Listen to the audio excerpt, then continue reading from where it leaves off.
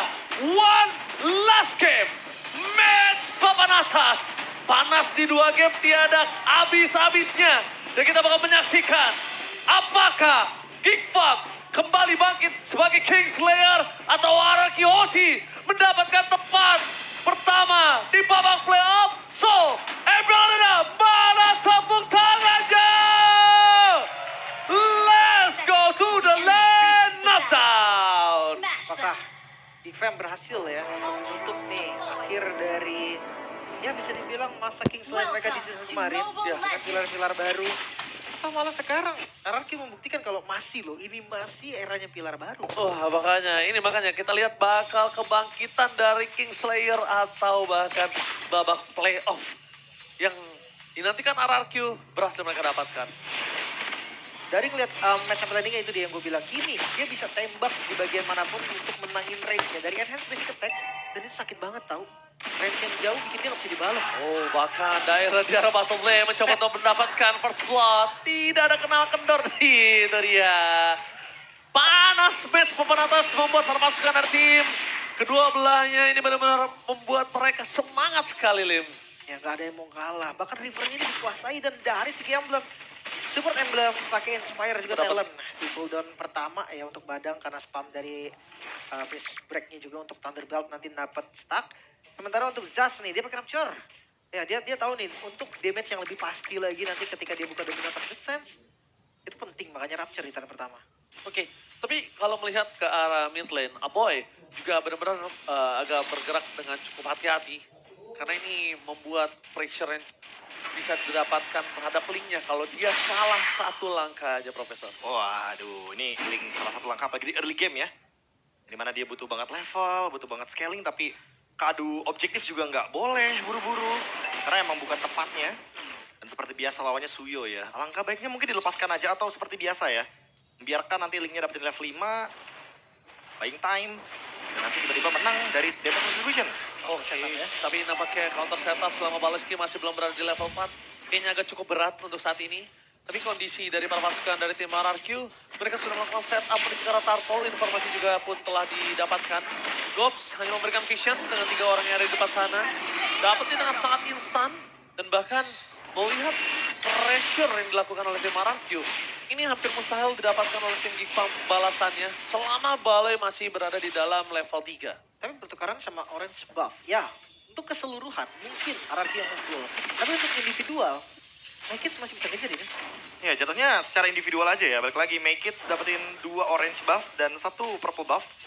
Sementara Sutsujin hanya mendapatkan purple buffnya aja. Level secara individual mungkin akan sedikit tertinggal, tapi balik lagi. Karena RRQ dapetin gold secara keseluruhan, jadi tim play-nya akan mungkin lebih connect nantinya. Go farming, itulah tujuan dari Geek Farm di awal. Mereka mid-nya ada Harriet dari mid game, late game-nya ada Link. Nah justru jawabannya harus ditentukan oleh RRQ. Dia harus coba pegang lagi temponya, harus lebih kasarin lagi. Mungkin salah satu opsinya ganking karena gold lane juga bisa. Ya atau tekan salah satunya ya. Kalau nggak ada ke gold lane, coba invade jungle-nya. Jadi kalau misalnya mereka tekan ke arah gold lane sekarang, di Baleski di level 4 ini agak cukup terlambat. Mereka harus respon sih. Jangan sampai Baleski punya momen terlebih dahulu dibandingkan para pasukan dari tim RRQ. Dan ini dia MPLID Extremer, Brandon Kent.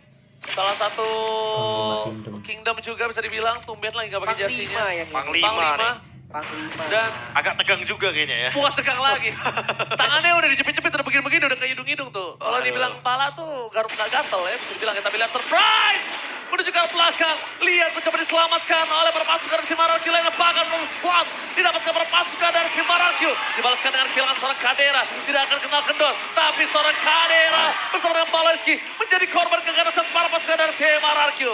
Ghost gak ada jalan untuk pulang, gak ada Primal War, dan bahkan Ghost di depan sana harus menjadi korban ketiga.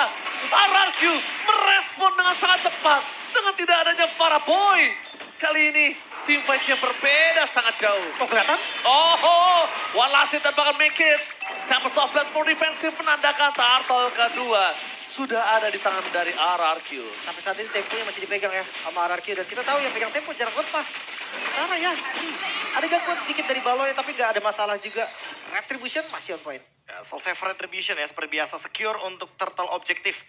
Dan untungnya tadi tiba-tiba hadir dari traction pulse-nya Toy yang hampir saja membuat Maykits mendapatkan dengan cuma-cuma adanya purple buff.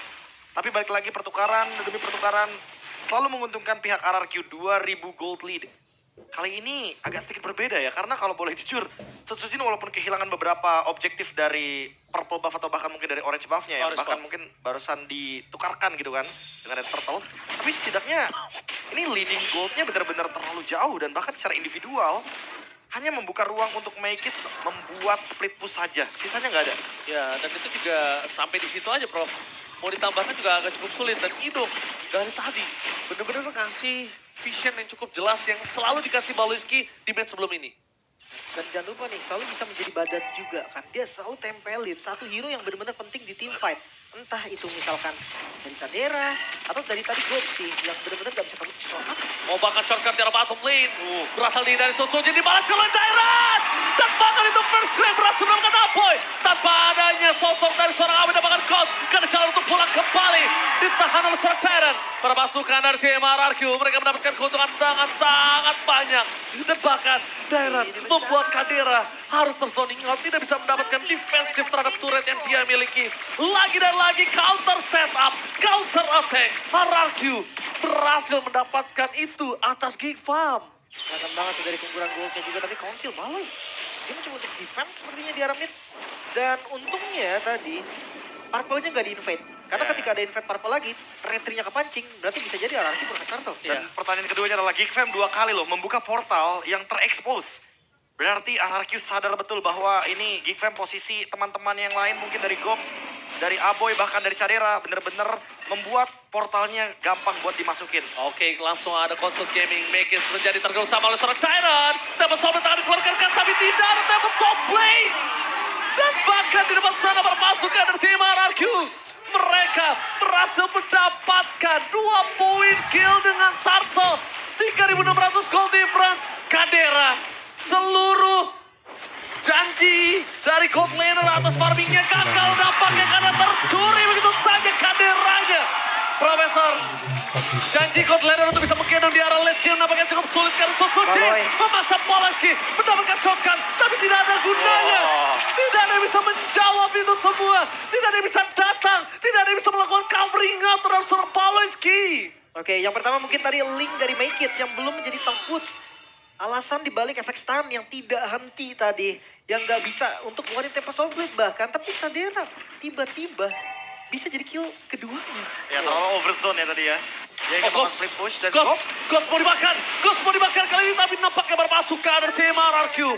Mereka mau Gops sekalipun. Mereka udah sadar Gops ini nggak bisa dikasih space juga. Attack defense juga ya, karena di top lane-nya lagi melakukan sebuah pergerakan untuk menyerang ke arah turret. Dan gue suka dari Sutsujin, dia lepaskan 4 pemainnya karena dia tahu dengan ada Zax, damage-nya cukup. Dia langsung ngelakuin cover terhadap bottom lane-nya. Supaya split push power yang dimiliki dari ini tuh gak berhasil. Ditarik, tapi Lord Good PV Pepe. ditutup. Ditutup, mereka mencoba untuk zoning out. Mencoba untuk memaksa menuju ke arah power. Purple buff, perpasukan dari tim RRQ.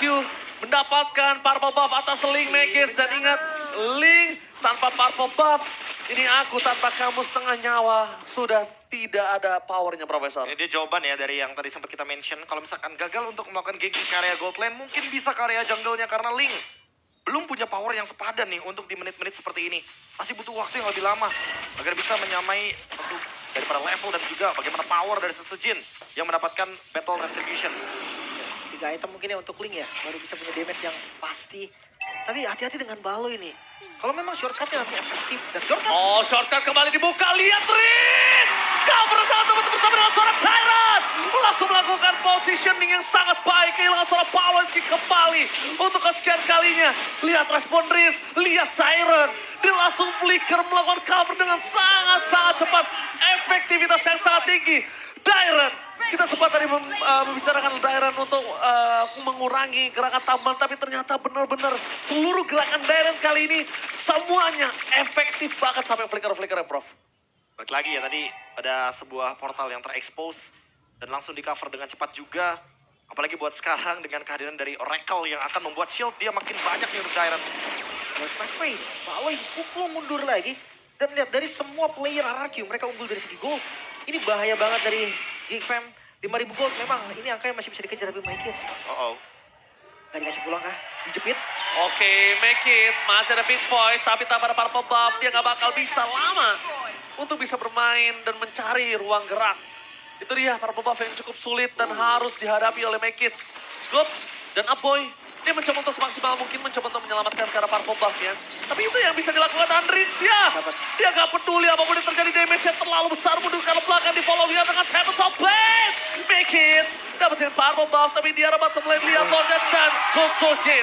In and out gameplay kembali terjadi dan berhasil mendapatkan Upboy sebagai mid laner mereka. Dan ini enak banget sih. Kita udah bahas tadi di game kedua dengan perfect timingnya. Dan bahas di bagian bawah hilang. Tanpa ada penjagaan sama sekali. Wah, gak bisa, Lim. Masalahnya udah gak ada Upboy. Kadera, kalau dia main terlalu offside, zaman Force keluar, ini bahaya nantinya. Dan power clear-nya juga nggak sekuat itu kan, karena ada Chusin di sini. Jadi nggak bakal cepet-cepet banget untuk clear mini. Dipaksa mendapatkan best run di mid lane. Bakal membuat Tyron di depan sana menjadi sebuah padan, tapi lihat Paloy? fokus. Dan Paloyski, shortcut-nya kembali gagal, bahkan Megis mencoba untuk melakukan sedikit flanking gaming time. Masih disamber, menjadi satu pilihan utama dan free hit. Toy terlalu sakit. Lihat, satu item yang cukup mahal, Plot Wings, merubah segalanya untuk bermaksud ternyata bikin dan ini bencana. Gila pemain, Fus Karabes dan Res Regum Kill mendapatkan tiket pertama ke babak playoff. What the river sweep from RRQ. 3